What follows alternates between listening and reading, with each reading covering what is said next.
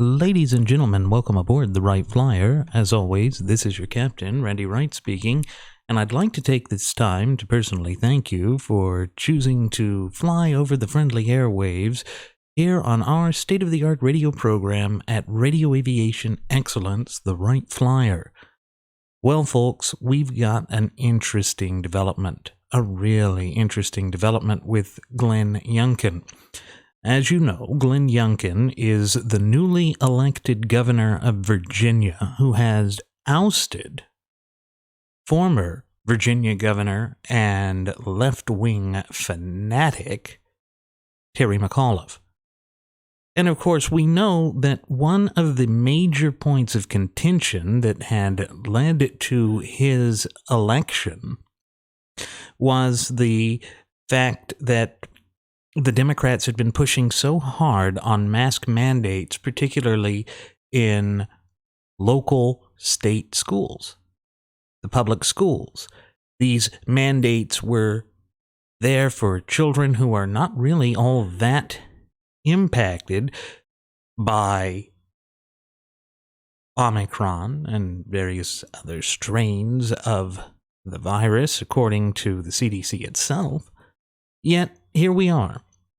We see that he is keeping his promises to his constituents. He's doing the very thing that the good people of the Old Dominion state had voted him in to do. But he's already starting to draw flack for it. And the reason being is he has already issued a series of executive orders which has rescinded McAuliffe's old mask mandates. And this has just sent particularly the bluer areas within Virginia into quite the tizzy, because they're not quite sure how to respond to this. The narrative of fear and cajoling and their hand-wringing hasn't worked. It hasn't caused us to bow down into fear and capitulation or to prostrate ourselves before them, accepting their way as somehow being the more erudite and educated way, because truth be told, it's not. We have gone through 2 years of these responses, and it has done nothing to halt the spread of the virus. It has done nothing to secure us. The only thing it has managed to do is to show us how inefficient government is, and just how ready, willing, and able that same government is to extend its power, to grow the scope, breadth, and application of its power, and at the expense of we the people. Of course, they tried to placate us with the $1 trillion+ relief spending. They've tried to placate us with the so-called Build Back Better plan. Thank God that got shot down, because this reckless spending is actually putting our economy in an even greater danger of a tailspin than it's already in at the present juncture. All of these things are directly connected, and they are connected to the failed notion that government is some sort of end-all be-all solution to the cornucopia and plethora of problems we have. Irrespective of that fact, though, the incoming governor has drawn quite the ire of the circle back lady, the official press liar for the 46th president of these United States, Jen Psaki. Yes, let's go ahead and take a look at what we've got here. It's over at Fox News, and it's by David Rutz. Jen Psaki takes a shot at Youngkin over executive order allowing Virginia parents to opt out of mask mandates. Youngkin executive order takes effect on January 24th. The White House press secretary and liar, Jen Psaki, lit into Virginia Governor Glenn Youngkin as he fulfilled a central campaign promise to allow parents to opt out of school mask mandates. The newly sworn-in governor quickly met defiance of his executive order from some of Virginia's bluer areas, including Psaki's home of Arlington County, as well as Fairfax, Alexandria, and Richmond. Arlington County said in a Saturday statement that its public schools will, quote, continue to require all staff and students to wear masks inside on school grounds and on buses as part of our layered approach to safety. Now, this sort of response is not a new one. Other governors have experienced this throughout the entire pandemic.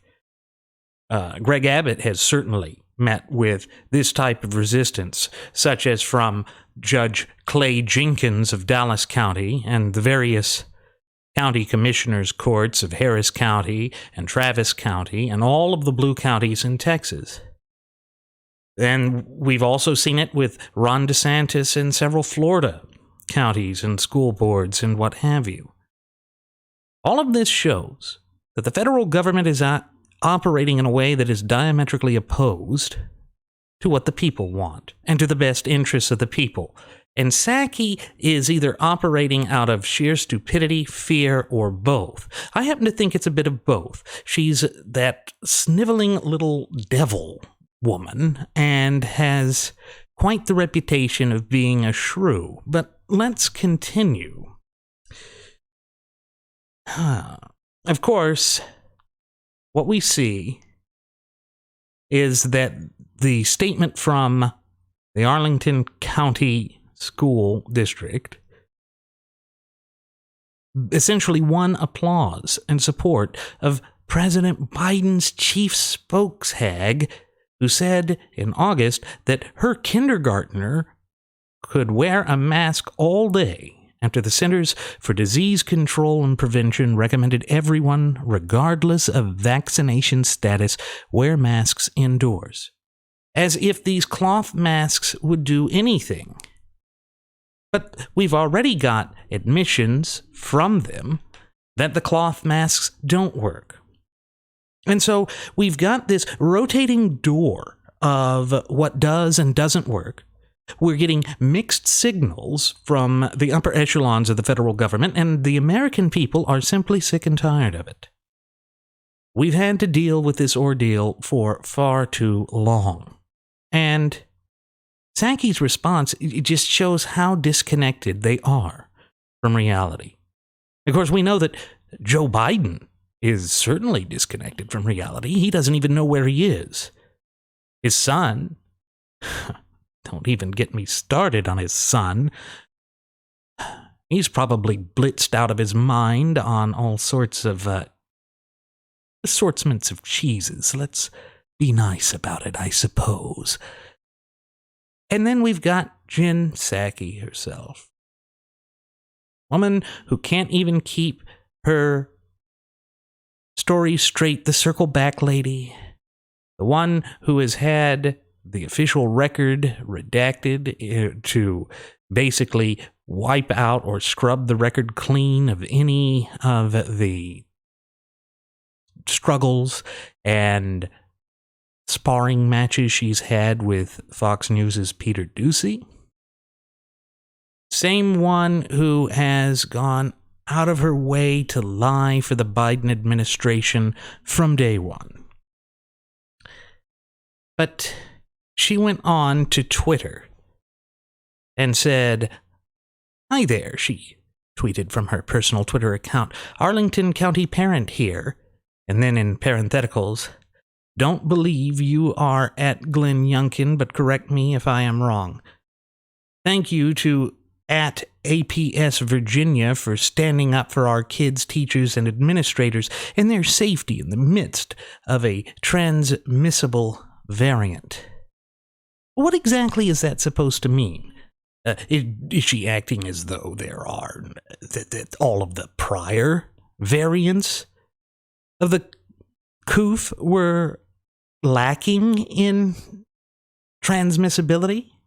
Yes, we know that the rate of contagion for the Omicron variant is higher than the other one, but we've also noticed that it is far less deadly. I myself have survived it. Father has survived it. We're doing fine. Again, they need there to be fear and trepidation because that's how they double down on their efforts of staying in control.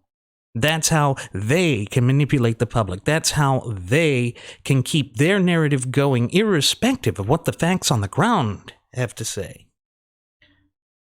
But of course, big tech will shelter them. The tech oligarchs always do. And they will continue with their hand-wringing and their worthless platitudes. The order from Youngkin, whose victory was powered in part by parents fed up with coronavirus mandates and lockdowns, does not prevent students from wearing masks in schools, as some progressives have argued at times, again showing that they lie, that it's always better to twist the truth if it'll fit your narrative better. Rather, it allows them to opt out if they choose. The parents of any child enrolled in an elementary or secondary school, or a school-based early child care and educational program may elect for their children not to be subject to any mask mandate in effect at the child's school or educational program. Now, isn't that funny? I thought the left always said that they were pro-choice, that was part of the argument that they made in favor of abortion.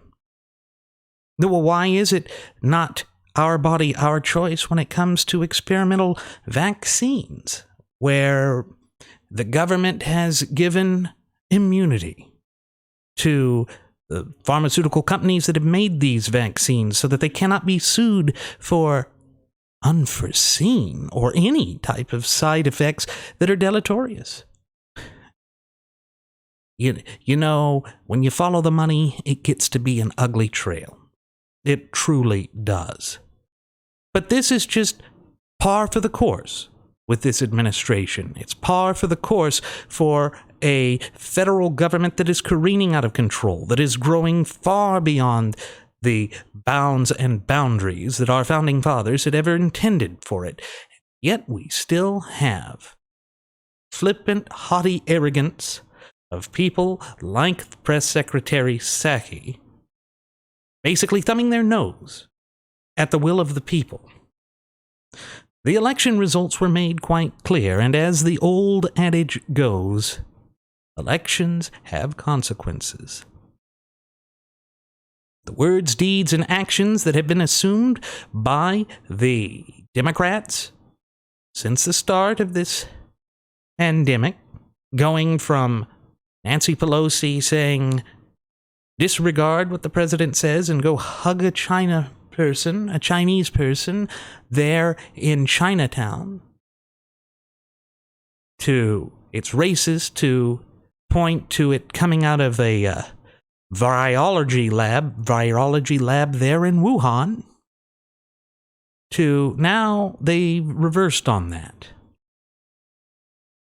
We can't get a steady or consistent story out of them. The narrative keeps changing, and it keeps changing with the drop of a hat.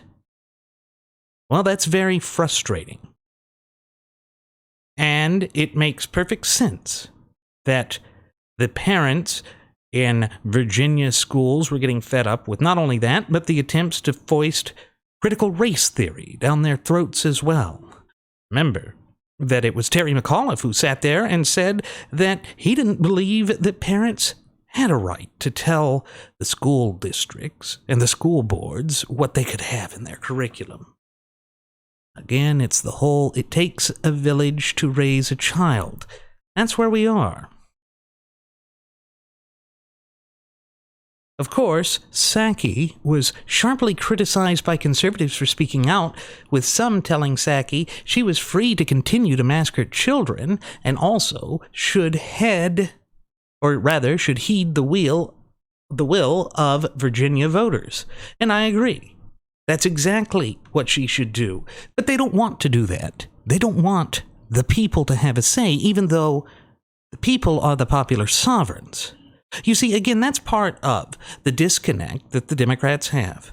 They don't want the people to be in control because, again, that takes away from their ability to wallow in rank and rampant corruption.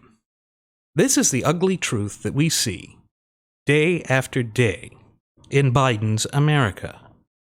And Jen Psaki is living up to everything that fits. We go on to see what Mary Catherine Ham said. I have read the order, and Jen is welcome to do for her child as she pleases. Given that the effective masks are fitted N95s, she definitely doesn't need to worry about my kids if her kid has the good gear. Molly Hemingway had also written that, Jen, if for some reason you want to mask your children, you are still free to do so. This isn't a ban on masks. This is a ban on forced masking of children against other parents' wishes. And that's what it comes down to. That is the real, inescapable truth that we need to focus on going in to the midterm elections this November. These frothing at the mouth Fabian socialist leftists are ready, willing, and able to continue a false narrative, to continue their vice-like grip on power, because they want to control the facets of our daily lives. They want to be able to dictate to us how it is that we live out our lives. Well, to hell with them. I don't recall giving them permission to control my life. And truth be told, I don't believe you should give them permission to control your life either. The best way to show them that they don't have that power is to remind them who the true popular sovereigns are this November. With that, ladies and gentlemen, I want to thank you for choosing to fly the right flyer. Hope to see you again next time. Please do take care.